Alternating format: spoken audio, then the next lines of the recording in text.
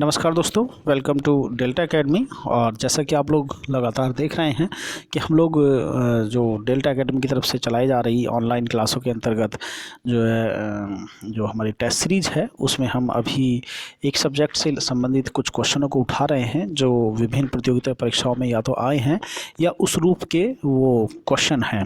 दोस्तों अभी हम लोग पोल्ट्री पर बात कर रहे हैं, तो आप लोग पोल्ट्री से संबंधित कुछ क्वेश्चनों पर आज चर्चा पुनः करेंगे। जो किस प्रकार के क्वेश्चन जो हैं आ रहे हैं और बहुत मोस्ट इम्पोर्टेंट टॉपिक है, आप लोग इसे लास्ट तक ज़रूर देखेंगे। चलिए दोस्तों, पहले क्वेश्चन पर हम बात करते हैं पोल्ट्री के टेस्ट से संबंधित। आज हमारा टेस्ट नंबर 2 है और आप टेस्ट नंबर 1 को भी देखेंगे। टेस्ट नंबर 2 के अंतर्गत हमने जो बात की है वो पहला क्वेश्चन लिया है। नीचे 2 वक्तव्य दिए गए हैं, उसमें पहला एक असर्शन है जिसको हम जो स्टेटमेंट है उसकी बात करते हैं, अभिकथन की बात करते हैं और फिर उसके बाद कारण की बात करते हैं। तो ये कथन और कारण वाले क्वेश्चन हैं। हमें इसमें ये पता करना होता है कि जो कथन दिया गया है क्या उसका नीचे दिया गया जो कारण है वो सही है। तो इस प्रकार के क्वेश्चन को सॉल्व करते समय बहुत बुद्धिमत्ता की ज़रूरत होती है। आप लोगों को पहले कारण पढ़ना चाहिए और उसके बाद जो है कथन पर ध्यान देना चाहिए। तो कारण ये है कि आदर्श आचार संहिता, आप लोगों ने नाम सुना होगा, आदर्श आचार संहिता को संसद ने अधिनियमित किया था, है ना, इसके बारे में बात करेंगे। तो उसके बाद जो है कथन पढ़ते हैं। चुनाव की घोषणा होते ही राजनीतिक दलों को आदर्श आचार संहिता का पालन करना होता है। तो अब हमें समझ में आती है कि जो आदर्श आचार संहिता है इसका संबंध चुनाव से संबंधित है। आप लोगों को पता भी होगा कि जब आचार संहिता लग जाती है तो चुनाव प्रचार ये सब चीज़ें जो हैं बंद कर दिए जाते हैं। अब इसमें चुनाव आचार संहिता जो है वो राजनीतिक दलों द्वारा बनाई गई एक नियमों की संहिता है।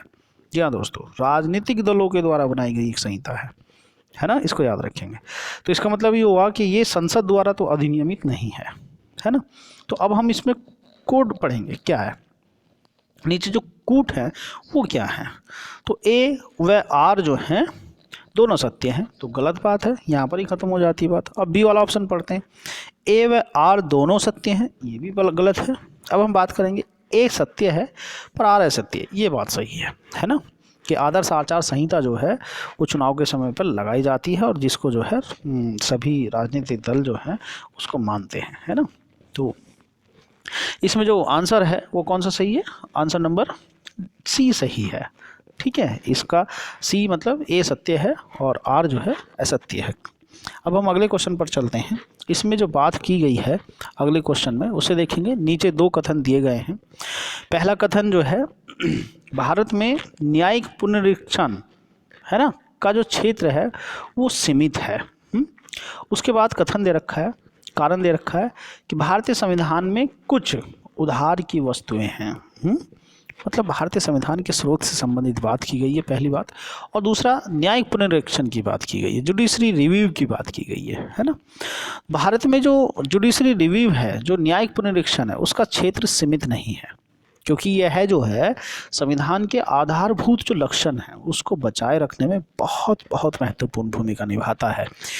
जो इंटरप्रेटर का काम करता है, संविधान की व्याख्या का काम दिया गया है, वो सुप्रीम कोर्ट को दिया गया है। सुप्रीम कोर्ट जो है उसके अलग अलग जो भाग हैं उसको समय समय पर व्याख्यायित करता रहता है जब लोगों को कन्फ्यूज़न पैदा होता है। तो दोस्तों, इस प्रकार से आधारभूत जो लक्षण है, जो basic structure of the constitution है, उसको बचाए रखने का काम जो है वो जुडिशरी रिव्यू के थ्रू किया जाता है, न्यायिक पुनरीक्षण के द्वारा किया जाता है। इस बात से जो स्पष्ट व्यवस्था है वो संविधान में है। जैसे कि हम आर्टिकल 13 की बात करते हैं, 32 की बात करते हैं, 131 की बात करते हैं, 132 की बात करते हैं और इस प्रकार की कई सारे वो हैं। ये न्यायिक पुनरीक्षण को संविधान का आधारभूत ढांचा मानते हैं। और ऐसी जो पहली बात की गई थी वो थी केशवानंद भारती बनाम भारत संघ के संबंध में। बाद में कुछ और केसेज आए, जैसे हम एल चंद्र कुमार बनाम भारत संघ की बात कर सकते हैं। इसके बाद में जो है आर्टिकल 32 और 226 संविधान का आधारभूत जो ढांचा है उसको मान लिया गया। तो हम अब अगर ऊपर वाले क्वेश्चन पर अपनी विवेचना करते हैं तो इसमें देख सकते हैं कि ए और आर दोनों सत्य हैं, बिल्कुल गलत बात है। ए और आर दोनों असत्य हैं, ये भी गलत बात है। ए सही है, आर गलत है, ये भी बिल्कुल गलत बात है। कथन ये गलत है, लेकिन अगर हम कारण की बात करते हैं तो कारण सही है। क्यों? क्योंकि भारतीय संविधान का जो स्रोत है वो लगभग 10 देश और भारत शासन अधिनियम 1935 से संबंधित है ना।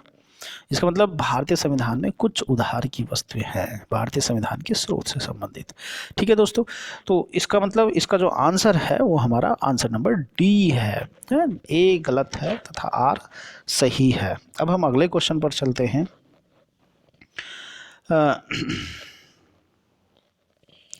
भारत एवं अमेरिका की राजनीतिक व्यवस्थाओं के बीच निम्नलिखित में से कौन सी विशेषताएं समान हैं? सबसे पहला, रेजिडुअल पावर सेंटर के पास होती है, अवशिष्ट शक्तियां जो है सेंटर के पास होती हैं। रेजिडुअल पावर राज्यों के पास होती हैं। तीसरा, राष्ट्रपति के पास पॉकेट वीटो की शक्ति है। चौथा, उच्च सदन में कुछ मनोनीत सदस्य होते हैं, है ना। तो दोस्तों, उच्च सदन में जो राज्यसभा है उसमें लगभग 12 सदस्य मनोनीत किए जाते हैं। राष्ट्रपति के पास वीटो पावर्स है। अवशिष्ट शक्तियाँ राज्यों के पास नहीं होती हैं, ठीक है, और अवशिष्ट शक्तियाँ केंद्र के पास होती हैं। ये बात सही है। तो अगर हम बात करते हैं इसमें, तो ये कह रहा है कौन सी बात समान है अमेरिका के साथ। तो अगर हम अवशिष्ट शक्तियों की बात करते हैं तो इसकी व्यवस्था भारत और ऑस्ट्रेलिया की राजनीतिक व्यवस्था के समान है ना। भारत और जो हमारा ऑस्ट्रेलिया है, क्योंकि हमने अवशिष्ट शक्तियों का जो कंसेप्ट है वो उसी से लिया है ना, ऑस्ट्रेलिया से लिया है। उच्च सदन में सदस्यों के मनोनयन का जो अधिकार है वो हमने आयरलैंड के संविधान से लिया है। बात अमेरिका के संविधान की चल रही है ना। और अगर हम बात करते हैं पॉकेट वीटो की, तो पॉकेट वीटो संयुक्त राष्ट्र संघ और भारत की राजनीतिक व्यवस्था के समान है। तो अगर हम इन सब चीज़ों की बात करते हैं कि कौन कौन सी बात सही, तो विकल्प 1, 2, 4 गलत है और विकल्प 3 जो है वो सही है। तो इस रूप में जो है केवल हमारा जो ऑप्शन है वो ए सही हो जाता है, केवल 3 सही है। राष्ट्रपति के पास पॉकेट वीटो की शक्ति है। ठीक है दोस्तों, बहुत टफ क्वेश्चन है और दिमाग हिलाने वाला है। आप लोग एक बार फिर देखेंगे कि जो अवशिष्ट शक्तियाँ, जो रेजिडुअल पावर की व्यवस्था है वो भारत और ऑस्ट्रेलिया की राजनीतिक व्यवस्था के समान है। उच्च सदन में सदस्यों के जो मनोनयन का अधिकार है वो हमने आयरलैंड से लिया है, जबकि वीटो जो की पावर है वो संयुक्त राष्ट्र अमेरिका से ली है। और इसी तरीके से ये भारत की राजनीतिक व्यवस्था के समान है जो अमेरिका की शक्ति है। तो इसको आप देखेंगे, राष्ट्रपति के पास वीटो है ना। तो विकल्प जो है 1, 2 और 3, सॉरी 1, 2 और 4 ये गलत है। इस रूप में 3 जो है, जो अमेरिका के संविधान से लिया है, वो सही है। ठीक है, अब हम देखते हैं नेक्स्ट क्वेश्चन को। क्वेश्चन नंबर सूची फर्स्ट, लिस्ट फर्स्ट को लिस्ट सेकंड के साथ मैच करना है और नीचे दिए गए जो कोड हैं उनके हिसाब से जो करेक्ट आंसर है उसको देखना है। तो फर्स्ट लिस्ट की बात करते हैं, ABCD 4 स्टेटमेंट दिए गए हैं और सेकंड लिस्ट उसका आंसर है जो मैच है। तो न्यायिक पुनरीक्षण शक्ति का परिसीमन, न्यायिक पुनरीक्षण शक्ति का परिसीमन कितना होता है, ये कौन से आर्टिकल में दी गई है? तो न्यायिक पुनरीक्षण शक्ति जो है उसका परिसीमन ये 38वां संविधान संशोधन था जो 1975 में आया था और इसको आर्टिकल 352 का जो पार्ट है उसमें रखा हुआ है। 356 और 360 में जो है राष्ट्रपति का जो समाधान है वो अंतिम और निर्णायक होगा, है ना, कि किसी न्यायालय में उसको चुनौती नहीं दी जा सकती है। तो इस तरीके से न्यायिक पुनरीक्षण शक्ति का जो है यहाँ पर परिसीमन किया जाता है दोस्तों, है ना, 38वें संविधान संशोधन द्वारा। तो इसमें ए का संबंध तीसरे स्टेटमेंट से हुआ है, याद रखेंगे, ए का संबंध तीसरे स्टेटमेंट से। और इस तरीके से हमें आंसर भी लग गया होगा कि आप अगर देख लें तो कई कबार ऐसा मिल पाता है कि जो आंसर है हमारा वो सी है। अगर हम संपत्ति के अधिकार की बात करते हैं तो ये 44वां संविधान संशोधन 1978 के द्वारा जो है आर्टिकल 300A में जोड़ा गया था, है ना। तो इसको भी देखेंगे। मताधिकार की अगर हम बात करते हैं तो मत की आयु जो है 21 से जो 18 वर्ष की गई थी वो 61वें संविधान संशोधन 1989 के द्वारा की गई थी। जो उद्देशिका है उसमें जो पंथ निरपेक्ष शब्द जोड़ा गया था वो 42वें संविधान संशोधन 1976 द्वारा जोड़ा गया था। तो इस तरीके से आप लोग इसको याद करेंगे। इस हिसाब से हमारा जो आंसर है इसमें सी जो है वो सही है। आगे चलते हैं दोस्तों। चलो भाई आगे चलो। लोकसभा का जो अधिवेशन है उसको गठित करने के लिए जो है गण पूर्ति कितनी ज़रूरत है। दोस्तों हमारी क्लासें जो हैं पॉलिटी की आप ज़रूर देखें, क्योंकि ये क्वेश्चन जो है सब उन्हीं क्लासों में आपको मिल जाएंगे और ये किसी ना किसी साल पेपर में भी आए हुए क्वेश्चन लगते हैं, है ना।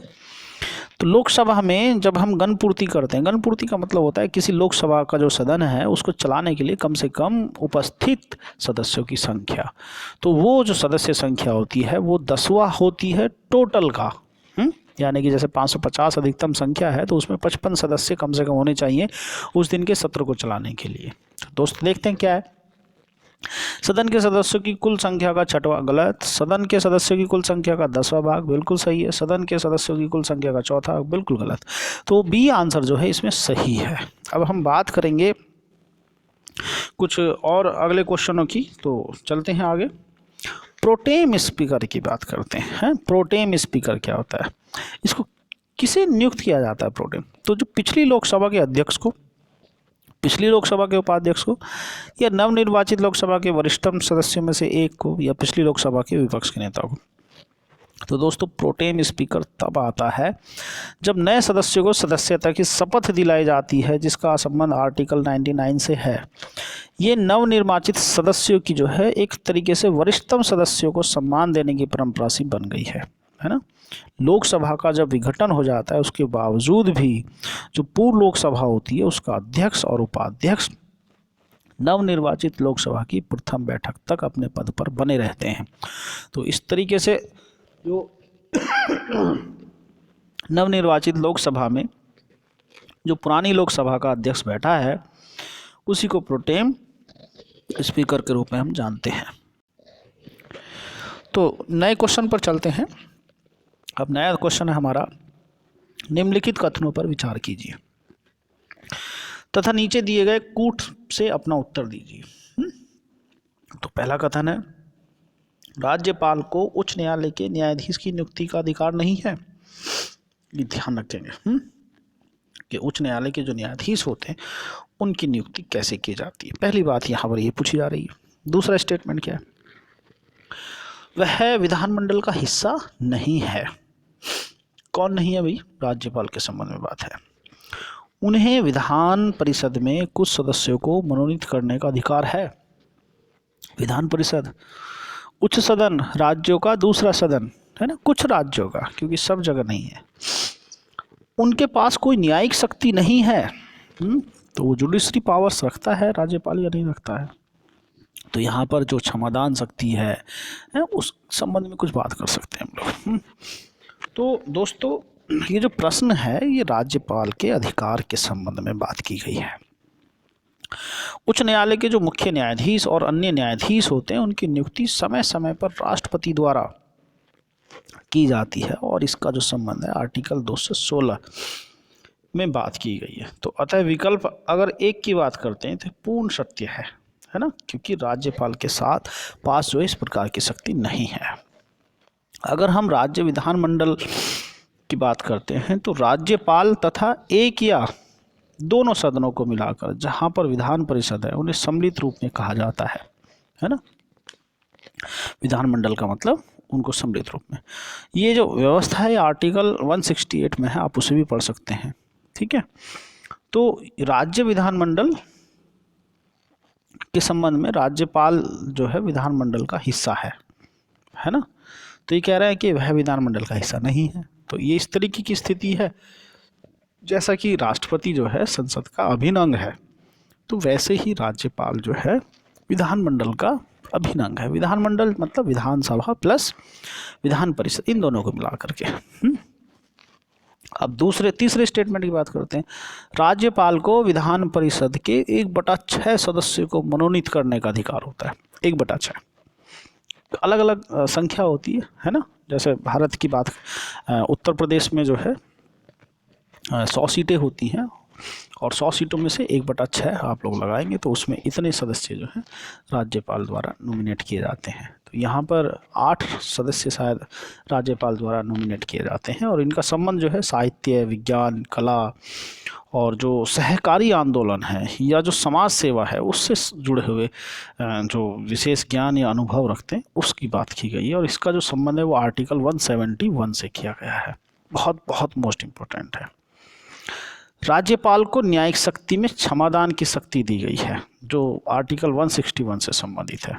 मृत्यु दंड एवं सेना न्यायालय द्वारा जो दिए गए दंड और दंड आदेश है उनको क्षमा करने की शक्ति प्राप्त नहीं है, परंतु मृत्युदंड के संबंध में जो है राष्ट्रपति के समान वो उसमें प्रविलंबन कर सकता है, सस्पेंड कर सकता है, परिहार कर सकता है, उसको लघुकरण कर सकता है, उसको कम कर सकता है ना, परिहार कर सकता है, उसको चेंज कर सकता है। तो इस प्रकार की शक्तियाँ उसको हैं। तो इस संदर्भ में अगर हम बात करेंगे तो जो उत्तर मिलेगा वो हमारा बी वाला है। 1 और 3 सही है ना, 1 और 3 सही है। उसके पास न्यायिक शक्ति नहीं, ये गलत बात है। अब हम नेक्स्ट क्वेश्चन पर चलते हैं। बात है निम्नलिखित में से कौन सा संविधान के अनुच्छेद 21 के दायरे में नहीं आता है। आर्टिकल 21 है ना, क्या है जरा सोचो भैया। प्राण व दैहिक स्वतंत्रता और आर्टिकल प्राण व दैहिक स्वतंत्रता बहुत बहुत मोस्ट इंपोर्टेंट है। बहुत सारे टॉपिक है इसके अंतर्गत। मृत्युदंड संविधान का जो अनुच्छेद है अगर हम उसकी बात करते हैं, सीधा सीधा बात करते हैं ऑप्शन डी पर, है ना। तो मृत्युदंड संविधान के अनुच्छेद में जो है 21 के दायरे में नहीं आता है, हमेशा याद रखना, क्योंकि वो तो राइट टू लाइफ की बात करता है ना, और यहाँ मृत्युदंड की बात कर रहे हैं। एक चिकित्सक द्वारा घायल को, बाकी सब आएगा जहाँ पर भी जीवन मिलता हो, है ना। तो एक चिकित्सक द्वारा घायल को चिकित्सा सहायता, जीवन प्राप्त है भाई। कार्यस्थल पर महिलाओं का लैंगिक उत्पीड़न, इसके संबंध में पानी की गुणवत्ता को दूषित करना, इसके संबंध में भी हम बात कर सकते हैं, ठीक है। इसका कोई एक केस था चर्चित जो विशाखा बनाम राजस्थान राज्य था और बाद में जो है सुभाष कुमार बनाम बिहार राज्य आया। उसमें जो प्रदूषण मुक्त जल और वायु के उपभोग का जो अधिकार है वो आर्टिकल 21 में जो है प्राण के अंतर्गत रखा गया कि भाई बिना इसके काम नहीं कर सकते हैं, ठीक है दोस्तों। इसी तरीके से और भी चीज़ें इसमें आई थी तो हम उसे देख सकते हैं। इसमें जो आंसर है वो हमारा डी है। आगे चलते हैं। निम्नलिखित कथनों पर विचार कीजिए और नीचे दिए गए कूट के संदर्भ में उत्तर को चुनिए। तो पहला स्टेटमेंट क्या है भाई? स्टेटमेंट है भारत एक लोकतांत्रिक देश है, सारी दुनिया को पता है लंका पीट पीट कर पता है, आप लोगों को भी पता होगा India is a democratic country. Bharat का अपना एक संविधान है, तो इसमें क्या दिक्कत है भाई? तो ए और आर दोनों सही हैं। अब लोकतांत्रिक देश है इसलिए संविधान है, ये बात थोड़ी सी हजम नहीं हो रही है ना, समझ मारी बात। तो ए और आर दोनों सही है लेकिन आर ए की सही व्याख्या करता है, ये बात ज़्यादा सही लग रही है। तो इसमें ऑप्शन जो है वो बी जो है वो सही होना चाहिए। भारत एक लोकतांत्रिक देश है, कथन जो है वो सही है, और भारत का अपना संविधान है, ये कथन भी सही है, परंतु एक तरीके से इंडिपेंडेंट बात है, ये है ना, स्वतंत्र बात है। दोनों का आपस में कोई रिलेशन नहीं है कि भारत का संविधान तभी बनेगा जब लोकतांत्रिक देश होगा, ये गलत बात है ना। तो इस तरीके से हम कह सकते हैं कि भाई इसमें जो है कथन जो कारण है उनका संबंध जो है कोई आपस में दिखता नहीं है और इस तरीके से आर ए की व्याख्या नहीं करता, इसलिए दोनों जो है कथन वो सत्य हैं। तो इस तरीके से हमारा जो ऑप्शन होता है वो बी वाला ऑप्शन होता है। चलिए लास्ट क्वेश्चन पर चलते हैं हम अपने। निम्नांकित